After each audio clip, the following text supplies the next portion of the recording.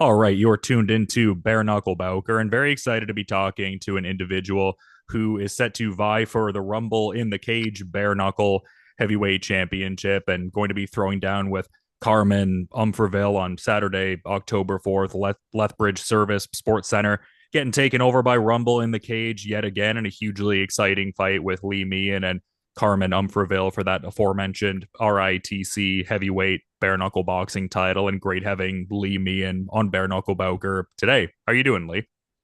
Doing awesome, ready to fight, and we're busy running around doing all the promo stuff for the event, and but it makes things more interesting that way. So And I just love what you guys are doing with Bare Knuckle. I've referenced this in some other interviews, talking to like BKFC fighters, BKB fighters, etc. Just talking about, I guess, the importance of that grassroots kind of culture and how much that can inform the growth of the sport. So just to that point, I love what you've been doing with Bare Knuckle and whatnot. And I mean, it makes a great deal of sense being that Rumble in the Cage has been Canada's longest running MMA show. So it makes sense that they would be, I guess, paying into that grassroots sort of culture for Bare Knuckle and everything. yeah, it's been one of those things for me. Like obviously interested in it, want to help the sport grow. And on our shows, we don't just do MMA. We'll have kickboxing fights, Muay Thai fights, super boxing fights. We've had combat jiu-jitsu matches. So any combat sport I'm interested in, and I want on my shows, and I want to give an opportunity for athletes to compete and test their skills, amateur and pro. And if that helps us, provide athletes to get some experience to fight on some other shows like BKFC, then more the better. And that's once guys have experience in it, they can go elsewhere and fight there as well. I just want to be able to create opportunities for fighters.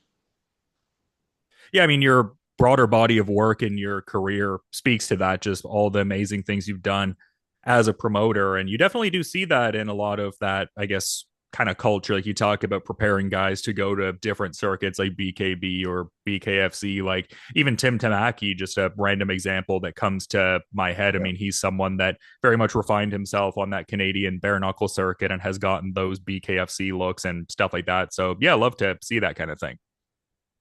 Yeah, it's huge. I think there's some of us that just want to fight. We don't care what the rule set is. It's just a good challenge and something to do and create opportunities. And Havoc's been great for that. They have their show with MMA and bare knuckle boxing on it now, and gives us an opportunity to fight there. And so we have opportunity in Lethbridge. And right now, Alberta is the only place where you can actually do bare knuckle in Canada. So it's limited for those guys. And if we can make it a hotbed here, and of course the fans love it because it's exciting. And it's not for everybody as far as the fighters go. Not everybody wants to do it, but for those of us that do, it's great to have a place to actually go do it. So.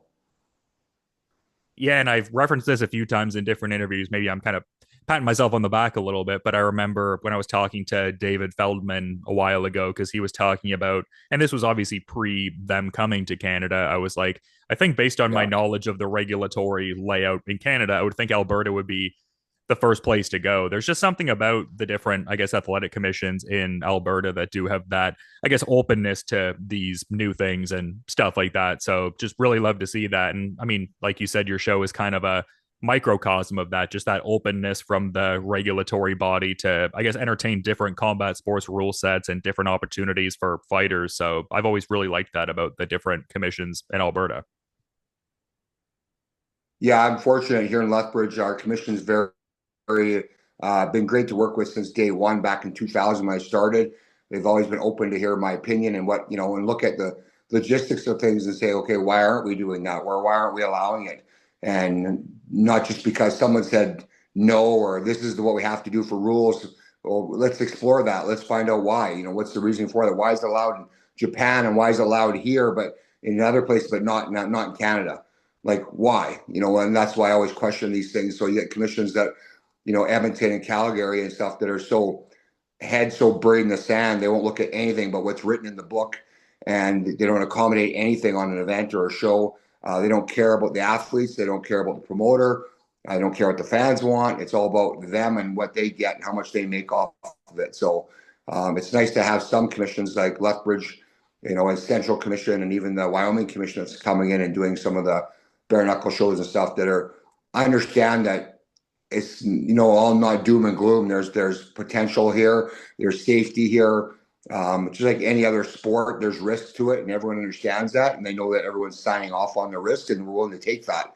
And I think that's what's important for the sport to grow. Well, and I think the people that are handling like at least the Canadian portion of serving the bare knuckle space, I mean, I feel like it's definitely in great hands. Like, I mean, I spoke to Rumble in the Cage's tenure and just that demonstrable track record for, promoting combat sports. So great in that sense. But then you also mentioned Havoc before, and it seems like they've got a great handle on it as well and a great base. And even that upcoming league, like the Canadian Bare Knuckle Fighting League, that it seems like Ryan Ford's involved, and there's that November date that they've been discussed. So yeah, just love to see it. It seems like some great people are involved in the growth of the sport and expanding that. Yeah.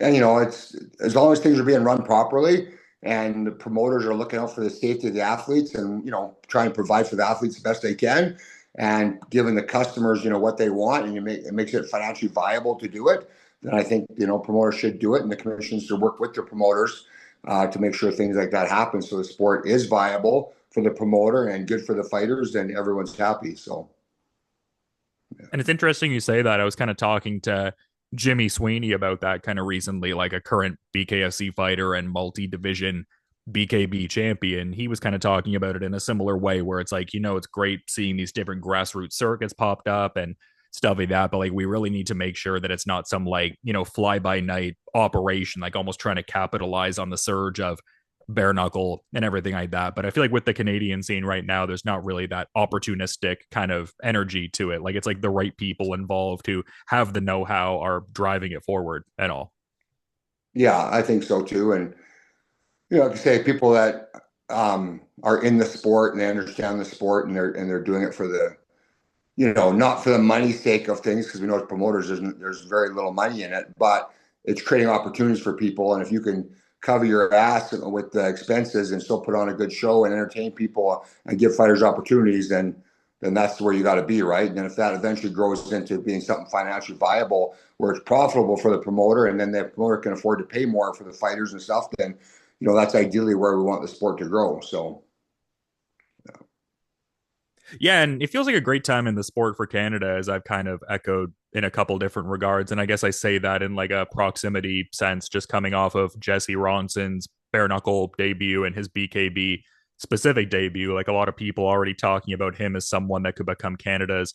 And obviously, there's been champions throughout the Canadian circuit. Like you're in an important title fight coming up this weekend. Grayson Wells has that Havoc bare knuckle title. So there is championship representation in that sense. But just in terms of Jesse Ronson's ability to capture a belt with like a BKB or BKFC type of thing, like obviously he's signed to the former promotion now, but just, yeah, to that point, seems like a great time for the sport. Like Canadians ready to make some big waves, it seems.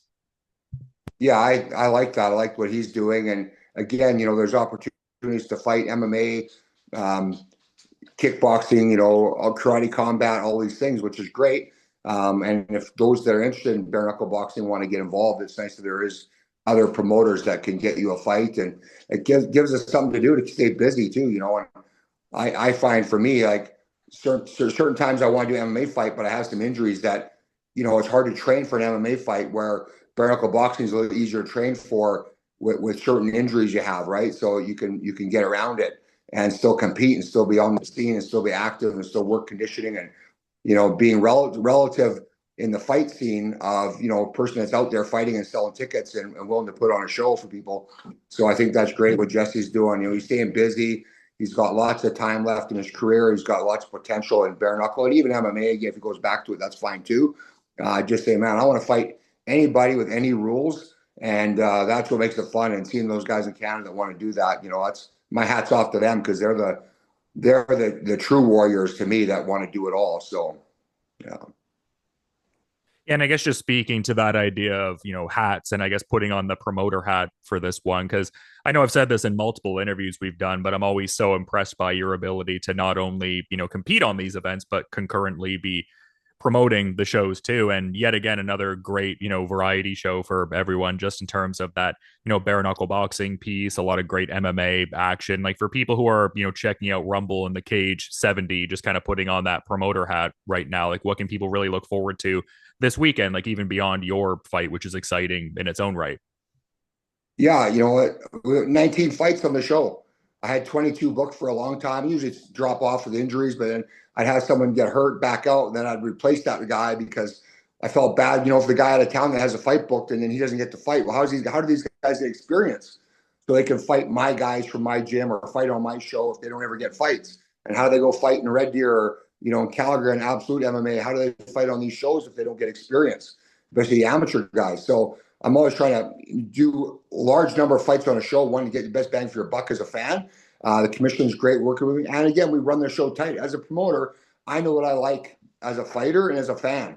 So I want to start on time, run the fights back to back, tight intermission, get us in, get us out. We all had a good time. And that's what I want to see as promoters. So when the fans come, that's what they can expect. The show starts on time. There's not, 20-minute breaks between fights because they're trying to stretch the clock for some TV reason or booze sales or whatever. Yeah, I get the booze sales. I don't care. I'd rather have less booze sales than a tight running show that's entertaining and people aren't sick of being there for 8 hours. I want to show it's entertaining. As a fighter, I want to know when I start warming up, when do I go? Yes, we said 15-minute intermission. It's 15 minutes, so you better be ready to go. Not, well, it's 15 minutes and we're gonna extend it 25 minutes, and then, oh, by the way, we're gonna throw another minute intermission in here that wasn't even scheduled. So now you got to cool down and then warm up again and stuff like that. So as a fighter, that stuff can drive you mental. You're trying to prep and get out there to fight, and the promoters are randomly messing up the schedule that way. It's hard to deal with. And so again, as a fighter, as a coach, and as a manager, my guys, I use all those things when I'm promoting what would be the best scenario for everyone involved. Obviously, I want to sell tickets. Obviously, I want people to drink. I want them to have a good time, but I also want them to be entertained and know that they're not, sick of being there, even though the fights are awesome.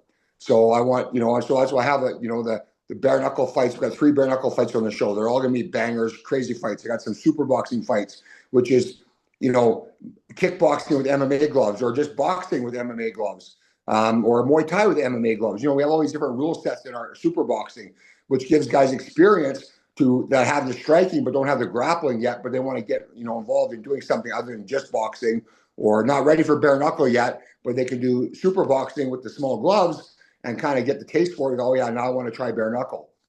So we have all these different avenues. We got amateur MMA fights. We got some amateur kickboxing fights. Just give you what do fighters need, what are fighters looking for. And if I can accommodate that on a show, the fighters get experience, and then they go fight kickboxing or another Muay Thai show or whatever.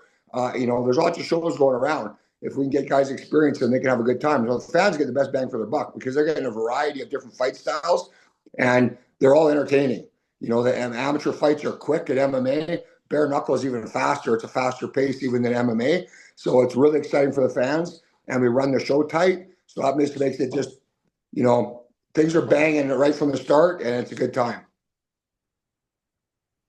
Yeah, absolutely. And just, I guess, curious to get your thoughts on your fight coming up here because Carmen Umpherville, obviously a known individual in like an MMA kind of context, like had a few fights across like different regional circuits and stuff like that. And I guess ultimately coming in here for what is his bare knuckle specific debut, like, is it just a thing where it's almost a matter of you bring your skills and just be adaptable with where the fight goes just because there's not that bare knuckle specific tape study on Carmen, like just bring your best bare knuckle attributes and leverage your bare knuckle experience advantage over him in the fight? Yeah, I don't even think that much into it. I'm just like, let's fight. What are the rules? What are we doing? I offered. He was going to fight on my show. He was going to fight one of my guys. My guy couldn't make it work with work out of town and stuff for training and stuff. So I say, the only heavyweights I have is myself. Carmen, being a warrior, said, "Yeah, I'll fight you." He didn't want to do MMA. He wanted to try bare knuckle. I'm like, "Yeah, man, I'm okay with that too." I don't care what the rules are. Let's just go out there and bang it out and have fun. And so I'm not really planning anything specific for bare knuckle versus any other fight. Most of my MMA fights have all been stand up until the guys clinch with me and then want to go to the ground. So I'm happy to go to the ground, but I'm also happy to stand and bang with MMA gloves on or no gloves, or, kickboxing gloves. I don't care. Let's just do it. He's a gamer. He's a big boy. He's got heavy hands. That's what makes it fun. Anyone who's willing to step in the cage is a threat. And in bare knuckle, especially, it takes one punch to give you a cut that's so bad that the doctors will stop the fight. So you might not even be hurt from the punch. You physically want to keep going, but the cut is so bad, the doctor stop it. So that's the risk factor, in bare knuckle compared to other fights. You still get cut in MMA. You can get an elbow to the head and split open too, just as bad. But that since we're headhunting and boxing more, they're more likely to get a cut to the face. But with heavyweights, I learned after my first fight, I was more worried about getting cut. Then once you get cracked a few times, forget about worrying about getting cut. Worry about getting knocked out. You got a heavyweight hitting you in the head. So that becomes the factor. And it's like every other fight, we're at the risk of getting knocked out by every single punch thrown. And so that's what makes it exciting. You don't know what's going to happen. I find it challenging to fight on my own shows because I'm running around setting the cage up, organizing things, setting the tables up. People call me for tables and tickets they want for the show. Dealing with sponsors, dealing with my own fighters, dealing with the out-of-town fighters, make sure they got their hotel room, they're checked in okay. The guys were flying in, they got a ride, I got them picked up, all that stuff. So I have all that on my plate, plus trying to fight. So that makes it physically much more draining, but also, mentally challenging to see, can I put my head in the right space in time to actually fight? And that's, again, I've done enough times I kind of know what it's like, and sometimes I hate it and sometimes I love it, just like any fight, but it makes it a challenge. And I'm just grateful that I'm at 58, I'm still able to do it. And I'm grateful that Carmen and guys like him are willing to step up and fight anybody as well for that sake of that challenge. Because win or lose, at the end of the day, it doesn't matter. It's the fact that we actually fought and we tried, right? We did our best to do our best, and that's all we can ask for from any fighter, amateur or pro. And that's why I love the sport, but the guys actually want to fight. So. And there'd be something cool about the fact that you've won Rumble in the Cage hardware in the heavyweight MMA ranks, and to add a heavyweight bare knuckle belt to the mantle would be pretty cool, I would think. Yeah, that's bonus stuff to me. I just want to fight. I hopefully I'm healthy and I can fight in November on Havoc I'm scheduled to fight for their heavyweight title end of November, provided I'm not hurt. Tyler Tremblay, he's fighting a boxing fight actually the same day, October 4th in Calgary, for a boxing title there. So provided he's not hurting his fight and I'm not hurting mine, then hopefully we square off in another bare knuckle fight. Again, I'm not out trying to collect belts. I'm just looking to fight. And if it happens to be for a title, and all I know is the fans are going to get their money's worth no matter what. 2-minute rounds, we're bringing it. There's going to be something cut, someone's bleeding, someone's getting knocked out. And it's just going to be a great time. So I'm looking forward to all of it. I mean, that would be tremendously exciting. Like, I know you just said you're not in it for the championship aspect necessarily, but if you get your ideal outcome here in this fight against Carmen, and then you get on that November card and fight Havoc's heavyweight champion, I mean, a champ versus champ fight on the Canadian bare knuckle scene. I mean, really something to that, like even outside of like the, hardware, championship belt context, like just, to your point of fighting like a pedigreed established opponent on the circuit, like I would think that if everything falls into place in your ideal kind of sense, that would be really enticing. Yeah. And that's, finding someone who's willing to fight is hard enough in the heavyweight division, especially in bare knuckle. And then when you get an opponent that is skilled and at a high level as well, and a ranked fighter, whether it be boxing or kickboxing or MMA or bare knuckle, they have enough experience now for that. That's what makes it exciting for me. And that's what gets me out of bed in the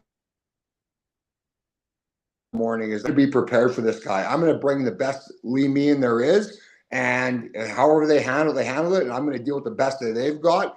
And if I beat them, then that's great. And if I get a belt because of it, even better. Again, it's showing that you're willing to be in that spot under the pressure of the spotlight, of the tension of knowing that everyone's going for you now. You're the champion. If you win the title, you're the guy they're coming after. And are you willing to defend it? And you're willing to fight people to defend that belt? And that's what makes it fun. And I think that's why the sport has title belts, and why it's important that each, league, each promoter, they have their own things going on. And then hopefully we can grow to where we have these national championships and world championships that are legit, that we build it up that way. So. Yeah, it's a hugely exciting time and everything. And I guess part of the reason why I mentioned Jesse Ronson's BKB success earlier is they're so well known for their mighty Trigon, like such a compact combat sports space. And I always think of Rumble and the cage in that kind of context too, just like those tighter dimensions that you guys utilize. So I think the competitive framework you guys use would really lend itself well to super exciting bare knuckle specific fights, just speaking to your fight, but just really forces the action regardless of the rule set.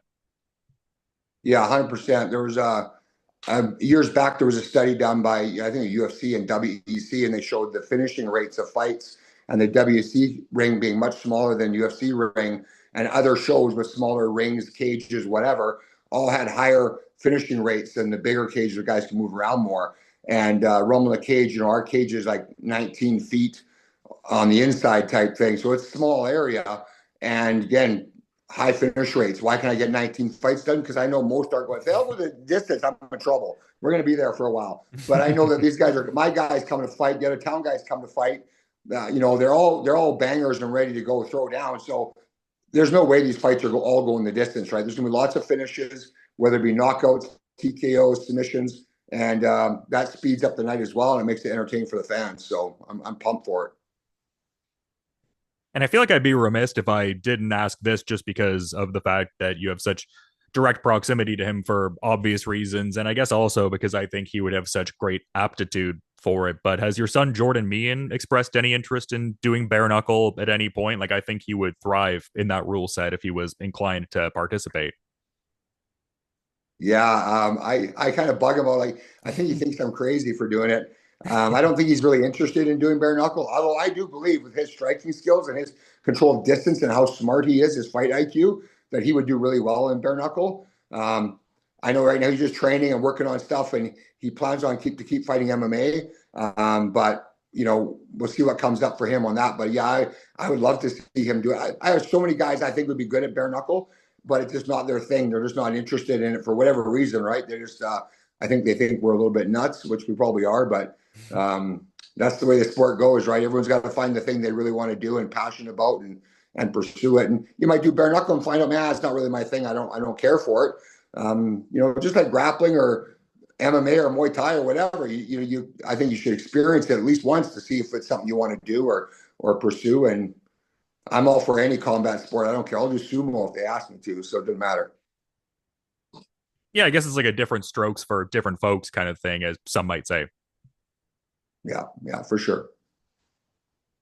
But yeah, super excited for this card, man. You always put together like a really multifaceted event. And yeah, I got to get back to Lethbridge at some point too. I haven't been to Alberta in a while, actually. I feel like I'm due a return because I feel like one of my more enjoyable live event experiences was when I saw Rumble in the cage in Lethbridge. So definitely gets the thumbs up from me, but I do want to be mindful of your time, man. You're talking during fight week, which I super appreciate, being that you have a fight and are promoting the event. So big shout out in that sense. But just curious if maybe you had any final parting thought you wanted to add as we're kind of wrapping up here on Bare Knuckle Bowker.